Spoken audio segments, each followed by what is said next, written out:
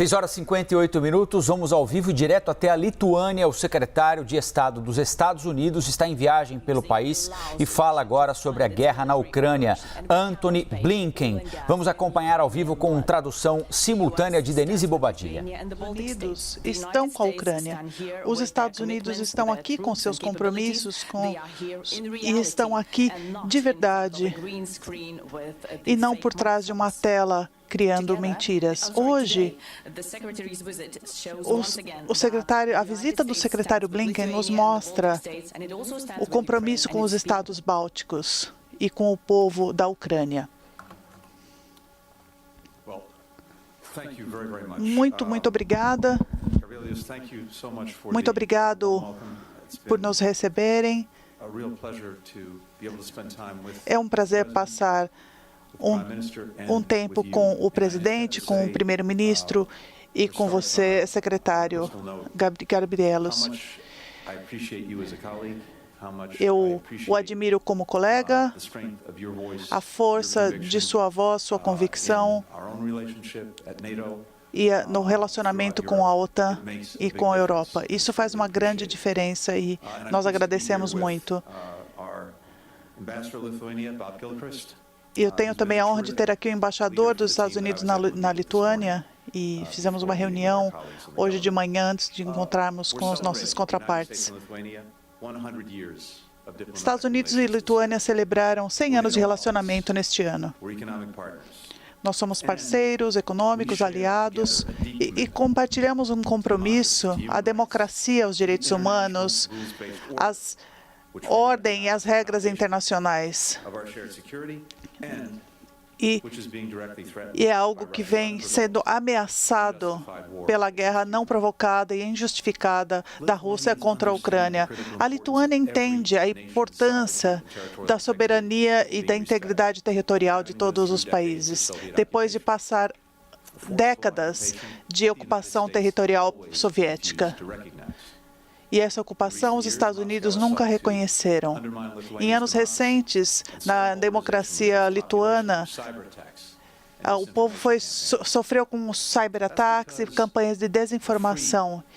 Isso porque uma sociedade livre, aberta e próspera como a da Lituânia, após a ocupação soviética, mostra o caminho da democracia e mostra o seu papel sobre as autocracias. Nós apoiamos a entrada da Lituânia na entrada na União Europeia e na OTAN, e o país tem feito contribuições para ambas as organizações. Os compromissos da Lituânia com a liberdade são evidentes. E com a democracia, como o presidente Biden disse no ano passado, e quando ele falou que daria refúgio a ativistas pró-democracia na Rússia, para lutar contra violações de direitos humanos e para apoiar a liberdade da imprensa e a segurança de jornalistas. Como esses compromissos se mostraram necessários e importantes e urgentes. Diante da crise atual, os Estados Unidos e a Lituânia estão unidos para ficar ao lado da Ucrânia. Nós apoiamos o fortalecimento das forças ucranianas para que elas se defendam. Nós estamos aumentando os custos para essa guerra no Kremlin, na Rússia. E nós compartilhamos essa estratégia de defesa para nos defender de qualquer ameaça. Os Estados Unidos têm atualmente 7.000 militares na Europa para fortalecer as forças da OTAN. Na semana passada, o 36º Batalhão foi destacado também para ajudar nas forças da OTAN e fortalecer a missão. E temos também mais pessoal de outras brigadas que chegarão à Lituânia nos próximos dias. Os Estados Unidos estão comprometidos com o artigo 5 da OTAN, que é aquele que refere a um ataque a todos. E isso é algo sagrado. E nós repetimos, como o presidente Biden disse no discurso do Estado da União há uma semana, nós defenderemos cada centímetro do território da OTAN em caso de ataque.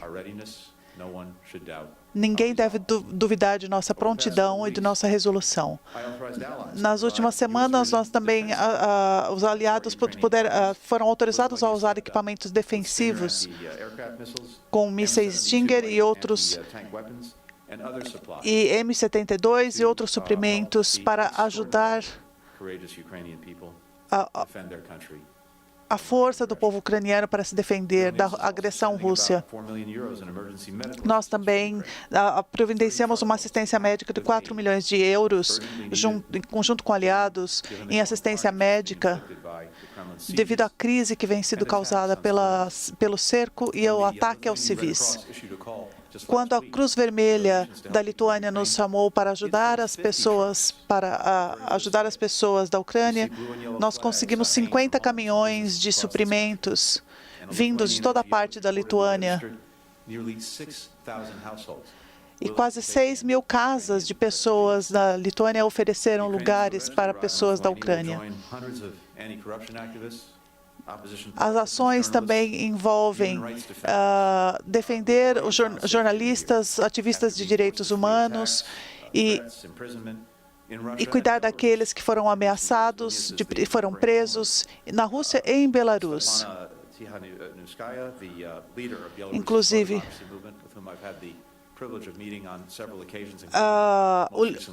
o diretor da Newskaya, por exemplo, de Belarus, que foi atacado recentemente por sua defesa. Essa união se mostra no apoio das aspirações democráticas do povo bielorrusso e fazer com que o regime seja responsabilizado por suas violações de direitos humanos. Até maio passado, o país também deu abrigo a pessoas que fugiram da Bielorrússia por perseguição. E tivemos a prisão por uma invasão de espaço aéreo no ano passado de uma caça bielorrussa no céu lituano. A Lituânia também apoia a prisão de recentes manifestantes na Rússia. E ouvimos que agora mais de 4.600 pessoas em mais de 160 cidades russas foram presas por conta de se manifestar contra a guerra. Portanto, qualquer lugar de que se manifeste de alguma forma acaba trazendo um impacto, porque toda nação deve ser livre para escolher o seu caminho. E é por isso que nós respeitamos a decisão da Lituânia e seu apoio a Taiwan, outra democracia que é ameaçada por pressão política. Nós apoiamos a decisão que temos de defender na Organização Mundial do Comércio para manter um comércio justo entre países. Tratamos da estabilidade, da soberania, mas aqui em Vilnius, nós condenamos a violação da soberania e da integridade territorial hoje e em 2014. E as ações da Lituânia falam ainda mais alto que suas palavras. Os Estados Unidos estão ao lado da Lituânia e qualquer ação que escolha esse próprio caminho. Nós apoiamos a Lituânia e sua resiliência e sua esforço para manter as linhas de suprimento. Nós, no ano passado, fortalecemos o nosso comércio e a exportação entre países dos Estados Unidos e a Lituânia, fortalecendo o setor empresarial também, inclusive na área de semicondutores e de biotecnologia. Nós também trabalhamos nesse sentido, trazendo nossas autoridades para conversar com autoridades lituanas na área econômica. A Lituânia mantém os seus princípios e pode contar com os Estados Unidos para ficar a seu lado. Muito obrigado. Agora vamos às perguntas da TV lituana. Eu tenho uma pergunta para o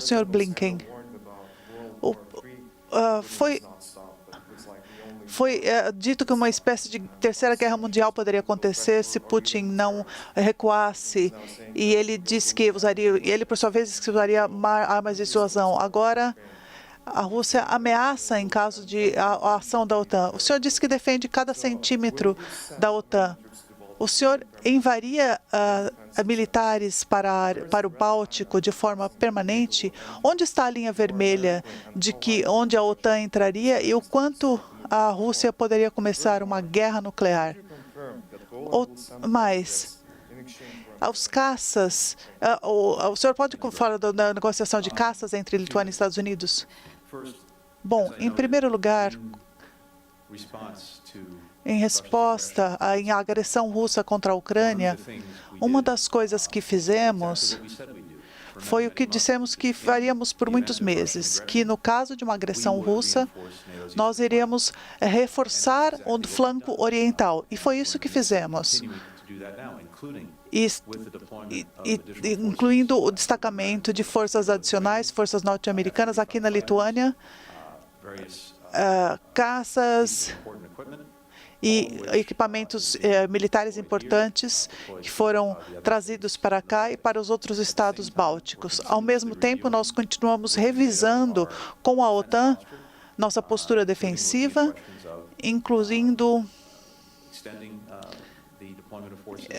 questões de destacamento de forças de forma mais permanente. Tudo isso está em revisão constante e nos engajamos com os aliados da OTAN para discutirmos. Nós tivemos uma reunião dos ministros das Relações Exteriores da OTAN e esse foi um tema que apareceu. Em segundo lugar, nós também conseguimos fazer coisas nos últimos meses, nós dois, nossos países aqui. A probabilidade de uma agressão russa à Ucrânia, mesmo depois de tentarmos tudo que tentamos para evitar, pois tínhamos essa preocupação.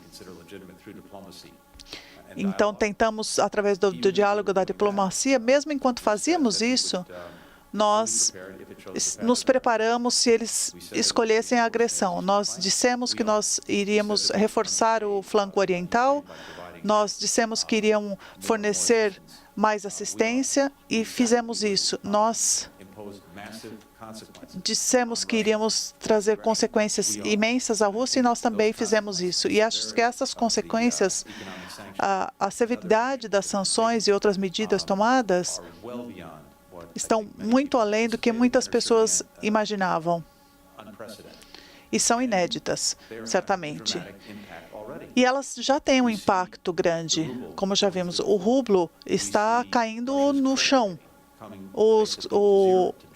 A taxa de crédito dos russos também está despencando. Vimos o fechamento de negócios, saída de empresas da Rússia, e tudo isso tem acontecido em tempo real. Ao mesmo tempo, outros passos que tomamos, inclusive controle de exportações, a tecnologia mais importante que ela pode monetizar para o futuro, inclusive a militar e a aeroespacial, esse setor de energia, essas tecnologias têm sido negadas à Rússia. E isso também vai ter impacto ao longo do tempo.